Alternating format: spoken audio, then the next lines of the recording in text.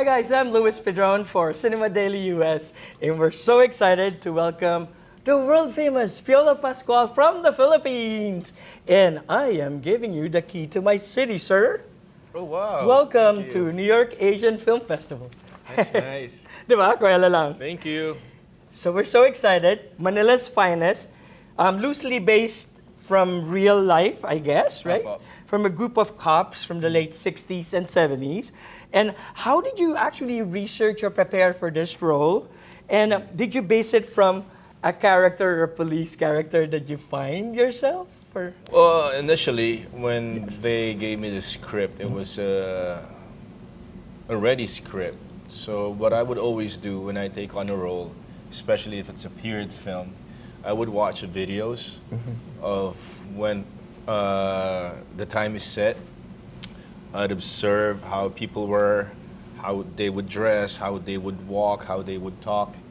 And good thing also was we had a chance to interview people, a retired cop from Manila's finest, and some prominent people like Enrique Gil, Pete Lacaba, to share with us their experiences during that time.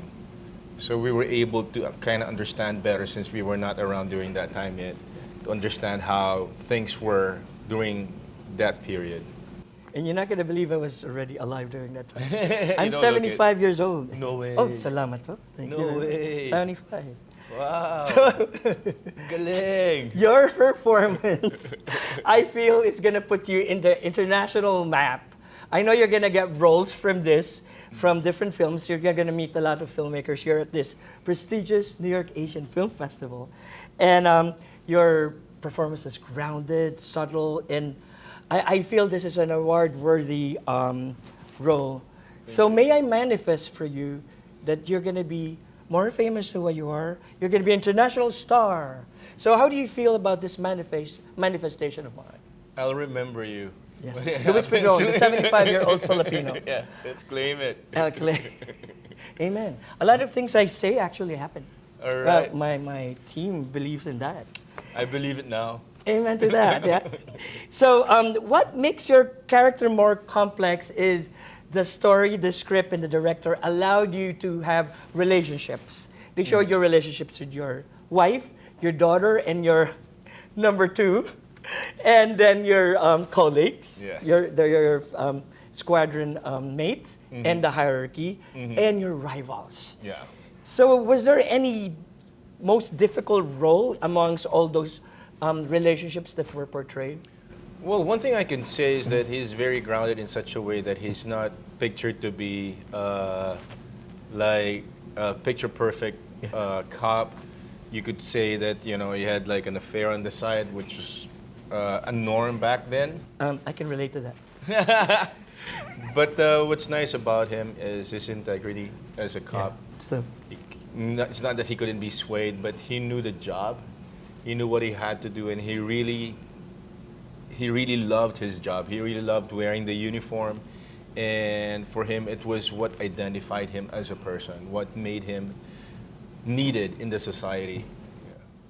And tao lang rin siya. Yes. He's a real human being that was hashed really well by you, and of course, your the filmmakers in this film. The film seems to touch on the past and present police and political situations of the current political situations right now. Have you actually gotten any feedback from real cops in the Philippines right now? And how about the audience? Have you ever heard of any feedback from watching your film? There were some concerns, but it wasn't so serious. Yeah. But since we presented it as something fictional, loosely based on some facts that happened during that time, but we had the freedom and the liberty to interpret it in the way that we wanted to. And the reactions of the audience, of course, and some were sad and some were just saying, you know, how come it's still happening up to now, and this is like 40, 50 years ago. So those things, you know, that would make you think and ponder why it's still happening now. And the kind of depiction was like, Yeah, well, that happens in our society, and sadly, it still is happening now. Yeah, that's what we would Yeah. get. Yeah, Well, I guess even the New York's finest also has clashes with, yeah. the writers, the people around here. Mm. Um, and those were the difficult situations that were portrayed in the film. Yes. You fighting with the writers and Mm. you having rivals like that. Mm. Was there any particular scene that was kind of difficult to perform? If you remember any scene that you Well, portrayed?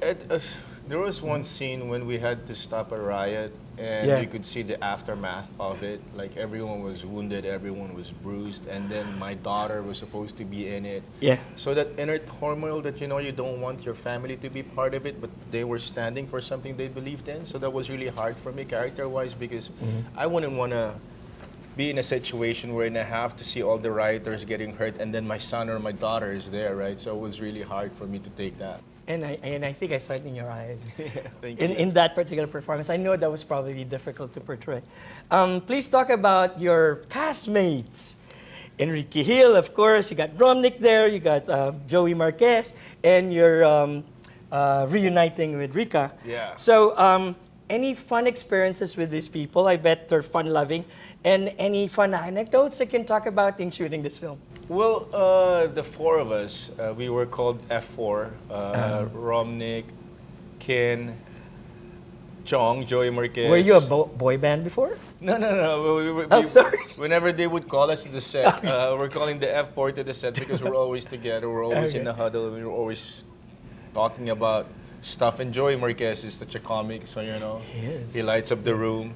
And with Rika, this is her comeback.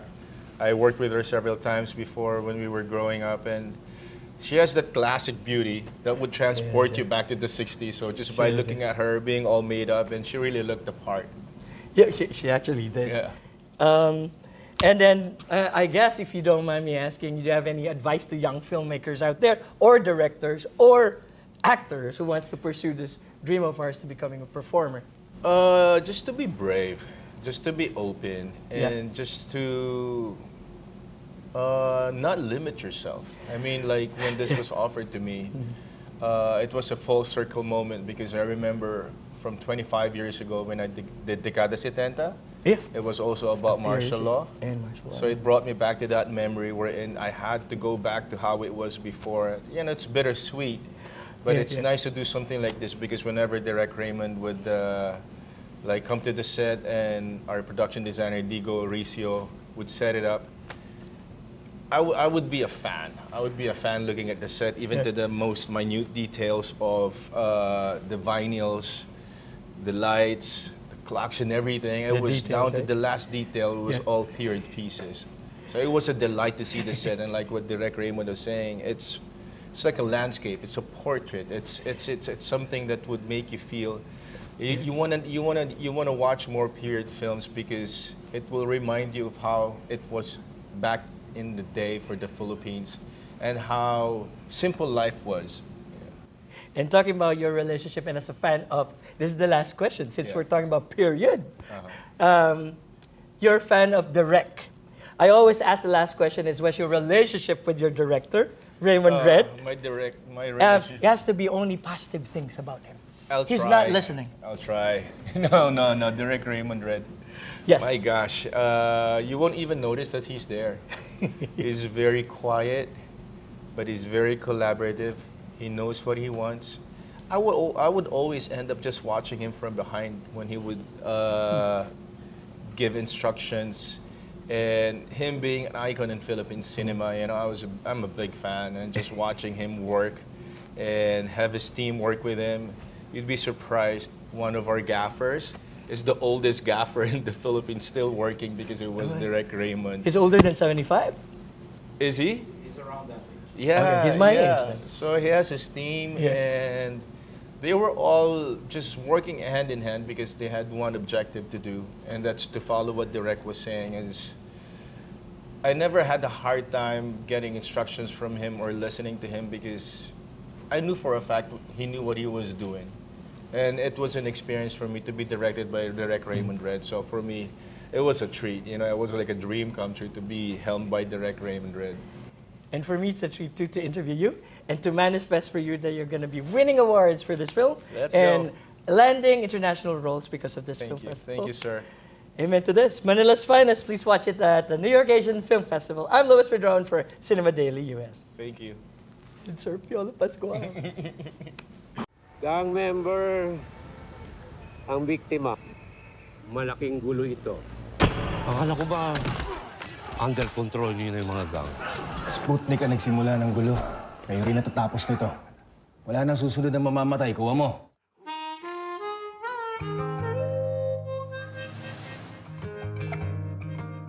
Bata pa lang ako. Ito na yung gusto. Maging polis. Iba po pala, ano? Hindi lang pala sa labas may kalaban.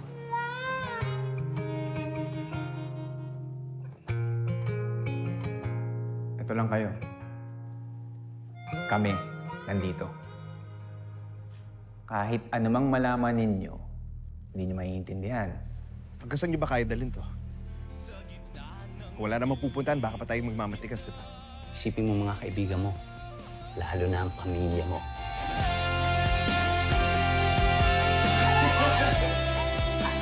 Si Cecil, classmate ko. No boyfriend mo na?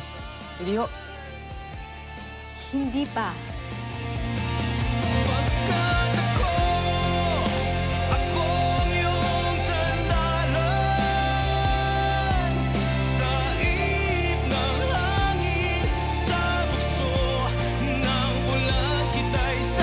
Tayo mga pulis, araw-araw natin nakikita ang kalat, gulo, kasalanan ng mundo.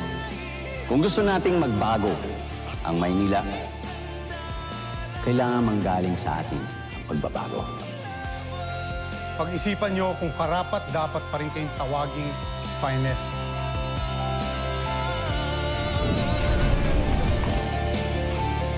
It's hope. Yung paniniwala nila na maganda pa rin ang mundo at may igaganda pa.